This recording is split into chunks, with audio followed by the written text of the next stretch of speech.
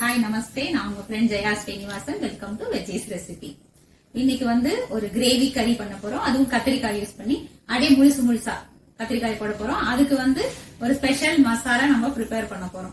இது நமக்கு இட்லி, தோசை அதுக்கும் ரொம்ப நல்லா இருக்கும். கொஞ்சம் நம்ம தண்ணியா எந்த ஸ்டேஜ்ல நான் சமைக்கும் போது நான் சொல்றேன் உங்களுக்கு, இந்த ஸ்டேஜ்ல ஸ்டார்ட் பண்ணீங்கன்னா உங்களுக்கு இந்த டிஃபன் கரெக்டா இருக்கும் அப்படின்னு சொல்லிட்டு சாதத்துக்கு தொட்டு சாப்பிடவும் நல்லா இருக்கும்.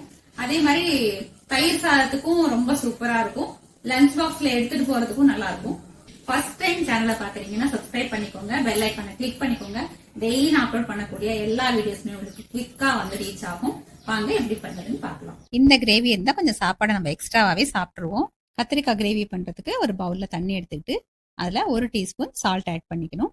கத்திரிக்காயை நல்லா அப்படியே பொடி பொடியா குட்டி குட்டியா ஒரே சைஸா இருக்கிற மாதிரி பார்த்து வாங்கிக்கணும். நான் ஒரு 1/4 கிலோ வாங்கிட்டு இருக்கேன். இப்போ கத்திரிக்காய் கட் பண்ணிக்கலாம். நுனியை மட்டும் குட்டியா கட் பண்ணிட்டு இப்படி பின் சைடு ப்ளஸ் மாதிரி இந்த 4 அப்படி கட் பண்ணிக்கணும். காமிக்கிற பாருங்க எப்படி கட் பண்ணுறதுன்னு. இந்த மாதிரி கட் பண்ணிக்கணும். செக் பண்ணிக்கணும் பூச்சி எதுவும் இல்லாமல் நல்லா இருக்கான்னு. உப்பு தண்ணியில் போட்டோன்னா கத்திரிக்காய் கருக்காமல் இருக்கும். எல்லா கத்திரிக்காயும் கட் பண்ணி இதே மாதிரி உப்பு தண்ணியில் போட்டுடலாம். ஃபஸ்ட்டு இந்த கத்திரிக்காயை எண்ணெயில் நல்லா வதக்கி எடுத்துக்கலாம். ஒரு பேனில் 2 டேபிள் ஸ்பூன் ஆயில் ஆட் பண்ணிப்போம்.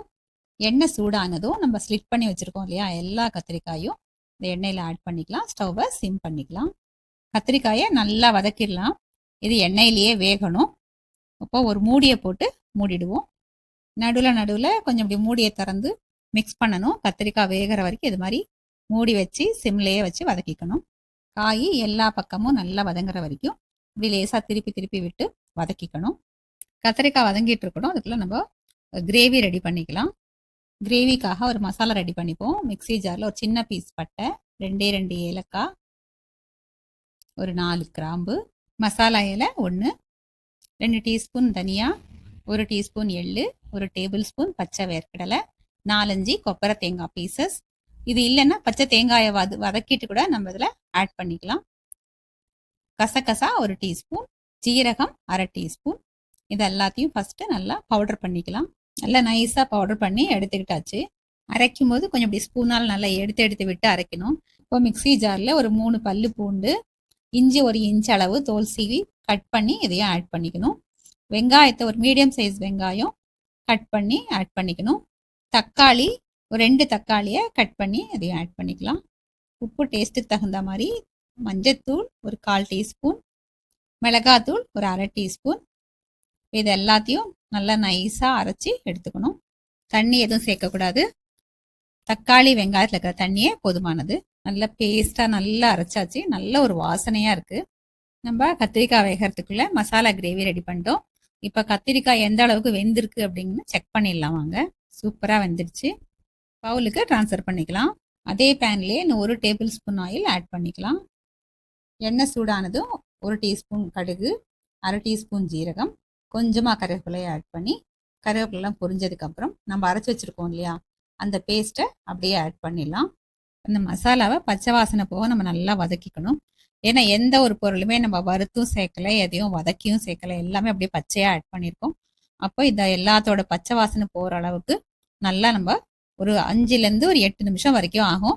நல்லா பொறுமையாக ஸ்டவ் சிம்மில் வச்சுட்டு வதக்கிக்கணும். ஓரளவு வதங்கியிருக்கு. இப்போ மிக்ஸி ஜாரில் ஒரு 1.5 டம்ளர் அளவு தண்ணியை ஆட் பண்ணி நல்லா மிக்ஸ் பண்ணி இதில் ஆட் பண்ணிடுவோம். இப்போ கரண்டியால் நல்லா மிக்ஸ் பண்ணி விடுங்க. தண்ணியும் மசாலாவும் இப்போ தனித்தனியாக இருக்கு இல்லையா, எல்லாம் ஒன்று சேர்கிற அளவுக்கு நல்லா மிக்ஸ் பண்ணுங்க. இப்போ இது கொதிக்க ஆரம்பிச்சிருச்சு. கொதிக்கும் போது சுற்றி ஃபுல்லாக தெறிக்கும். அதனால் நம்ம ஒரு மூடியை போட்டு மூடிட்டு சிம்லேயே வச்சிடலாம். கொஞ்சம் நேரம் கழிச்சு திறந்து பாருங்கள். இது பாருங்கள், நல்ல எண்ணெய் மேலே மிதந்து வருது. இப்போ திரும்பியும் நல்லா ஒரு தடவை மிக்ஸ் பண்ணிடுங்க. தேவைப்பட்டால் இன்னும் கொஞ்சம் நம்ம தண்ணியையும் ஆட் பண்ணிக்கலாம். இப்போது மசாலா நல்லா வதங்கியாச்சு, பச்சை வாசனை போயாச்சு. நான் இப்போ ஒரு 100 ml தண்ணி ஆட் பண்ணியிருக்கேன். நல்லா மிக்ஸ் பண்ணிடுங்க ஒரு தடவை. இப்போ பாருங்கள் திரும்ப திக்காயிடுச்சு. இப்போ நம்ம வதக்கி வச்ச கத்திரிக்காயை ஆட் பண்ணிக்கலாம். ஒரு தடவை நல்லா மிக்ஸ் பண்ணிவிட்டு ஒரு 2 நிமிஷத்துக்கு மூடி வச்சிடலாம். இப்போது இந்த கிரேவியில் உங்களுக்கு தேவையான அளவு தண்ணி ஆட் பண்ணிக்கோங்க.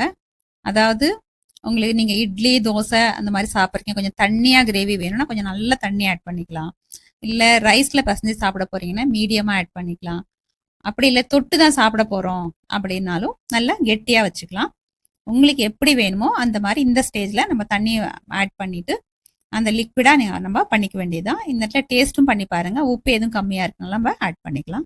நமக்கு தேவையான கன்சிஸ்டன்சியோட கொஞ்சம் தண்ணி கூடவே ஆட் பண்ணிக்கலாம். ஏன்னா இதுல எள்ளு, வேர்க்கடலை அதெல்லாம் இருக்கிறதுனால சீக்கிரம் வந்து திக்காயிடும். நான் வந்து இன்னைக்கு எங்க வீட்டுல ரைஸோட தான் சர்வ் பண்ண போறேன். அதனால நான் கொஞ்சம் திக்கா வச்சிருக்கேன். இப்போ கொத்தமல்லியை தூவி சர்வ் பண்ணிட வேண்டியதான். பண்றதுக்கு ஒரு 10-15 நிமிஷம் எடுத்தாலும் ரொம்ப டேஸ்டியான டிஷ். கண்டிப்பா ட்ரை பண்ணி பாருங்க. ஈஸியா ஒரு கிரேவி கறி எப்படி ப்ரிப்பேர் பண்றது அப்படின்னு சொல்லி பார்த்துட்டோம். இதே மாதிரி நீங்க பண்ணிட்டு எப்படி வந்து எனக்கு கமெண்ட்ல சொல்லுங்க. சேனலை சப்ஸ்கிரைப் பண்ணுங்க, எனக்கு மோட்டிவேஷனா இருக்கும். லைக் பண்ணுங்க, ஃப்ரெண்ட்ஸ் அண்ட் ஃபேமிலியோட ஷேர் பண்ணுங்க, பெல் ஐக்கானை கிளிக் பண்ணுங்க. டெய்லி நம்ம மீட் பண்ணி பேசிட்டே இருக்கலாம். தேங்க்ஸ் ஃபார் வாட்சிங்.